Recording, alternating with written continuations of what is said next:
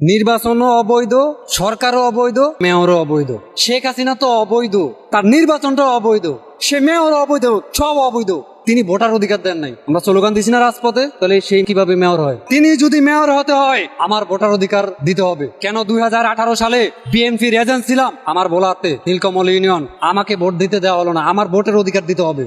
এখন আমরা মনে করি আমাদের জায়গা থেকে ইঞ্জিনিয়ার ইশরাক সাহেবের বাবা সাদেক হোসেন খোকা সাহেব অত্যন্ত ভালো মানুষ ছিলেন, তিনিও ভালো, কিন্তু আমরা একটা সরকার একটা ফ্রি ফেয়ার ইলেকশন আয়োজন করব, সেখানে যদি ভোটে ইঞ্জিনিয়ার ইশরাক সাহেবকে ভোট দেয় তাহলে আমরা মেনে নিব। ভোটই তো হয় না, অবৈধ নির্বাচন, সে আবার এগুলো ফিরে আসে, এগুলো তো কোনো যৌক্তিক না।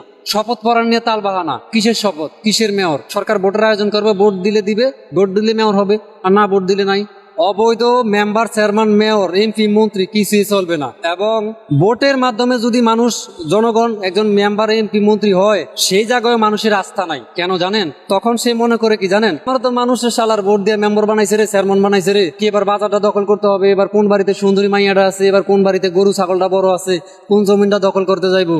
তখন পুলিশ প্রশাসন তার লগে, তখন এই যে গুন্ডা বাহিনী পালে, গুন্ডার ভিতরে তেল ভরে দেয়, চামচা, দালাল, তেলবাজ, চাপাবাজ, দান্দাবাজ, মালবাজ, এগুলারে পালে। এখন বর্তমানে আমার এলাকাতে বিএনপি প্রভাব খাটাচ্ছে।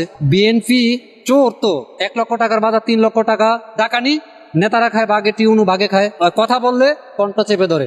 এটা দেশ হইলো? কেমন সমাজ? দুর্বৃত্তন যারা করে, গোষ্ঠী যারা, যারা শক্তি আছে, তারা নিরীহ মানুষকে কোনো জায়গা দেয় না, আইনের জায়গা নাই, কথা বলার জায়গা নাই। তাদের গোলামি করো আর দাসত্ব করো, তাদেরকে হুজুর হুজুর করো, তাইলে তারা ভালো।